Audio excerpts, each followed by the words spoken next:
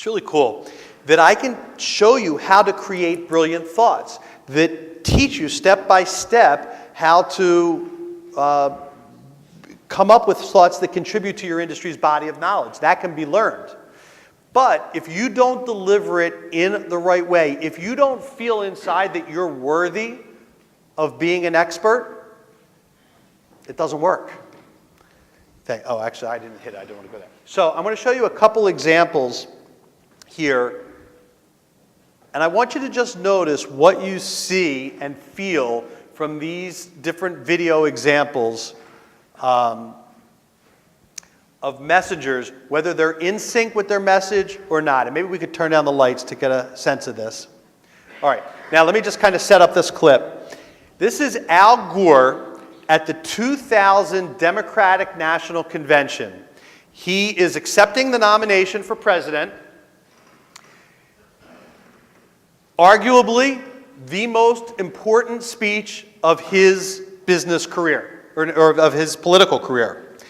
Millions of people watching at home, and I'm just going to take like a minute and a half clip here, and what I want you to notice is as he's trying to inspire this crowd. We know Al is a dry speaker, okay? That's not what I'm talking about. You don't have, everybody, can't be electrifying on the podium. What I want to talk about, notice his words, his tonality. Do you feel like he really feels and believes this inside? Or is it like somebody wrote these words and he's saying them? So listen. Education may be a local responsibility, but I believe it also has to be our #1 national priority. We can't stop until every school in America is a good place to get a good education.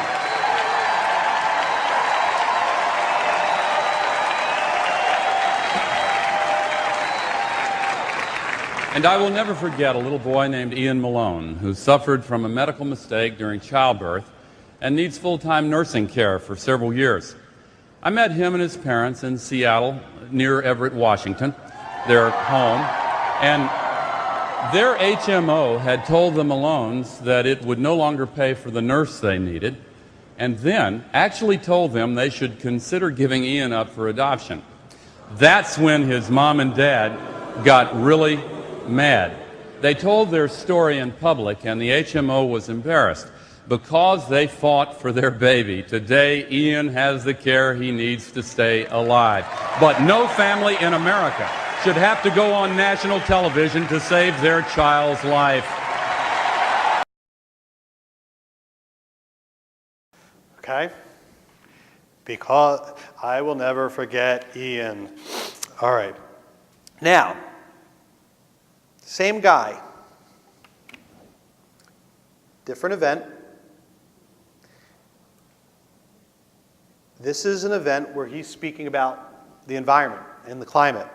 And he's asked a question by the gentleman on screen. And let's just, watch, again, a minute and a half. And notice, same guy, if there's anything different here. And in terms of your own personal role going forward, Al, is there something more that you would like to be doing? I have prayed that I would be able to find the answer to that question. What can I do? Buckminster Fuller once wrote, "If the future of all human civilization depended on me, what would I do? How would I be?" It does depend on all of us, but again, not just with the light bulbs. Most of us here, are Americans. We have a democracy. We can change things, but we have to actively change. What's needed really is a higher level of consciousness. And that's hard to create, but it is coming. There's an old African proverb that some of you know that says, if you want to go quickly, go alone. If you want to go far, go together. We have to go far quickly. So we have to have a change in consciousness, a change in commitment, a new sense of urgency, a new appreciation for the privilege that we have of undertaking this challenge. Al Gore, thank you so much for coming to TED. Thank you very much, Chris. Thank you. Any difference? What do you think his purpose might be more, being president or being the global spokesperson for climate control? All right, same person. One other clip I want to show you, and this gets to the total failure that somebody will have if they are brilliant but are not congruent in the situation. This is a clip of Steve Forbes. Remember when Steve Forbes ran for president? Okay. By all accounts, Steve Forbes is a brilliant man, a brilliant business person, a brilliant financial mind. He's brilliant. Everybody who knows him will say that. Being president is a public job. You have to be able to motivate people, influence people, Congress, the American public, right? Watch Steve Forbes here as he's campaigning and goes into a McDonald's.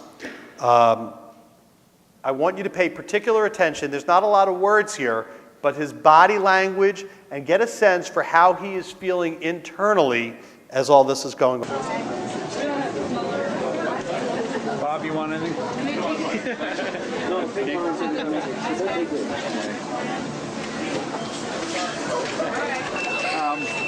One coffee. What size would you like? Small. And one small vanilla milkshake.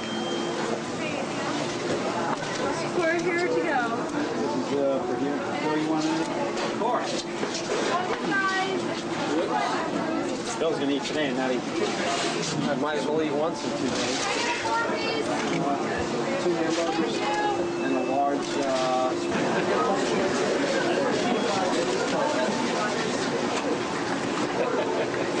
Make them pay. I've already got my order in.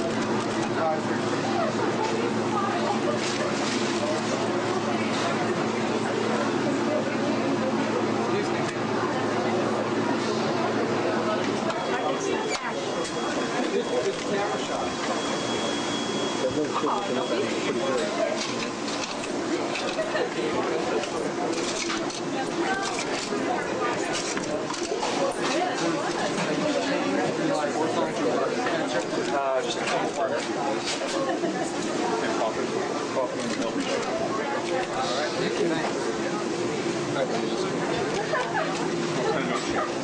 Vanilla.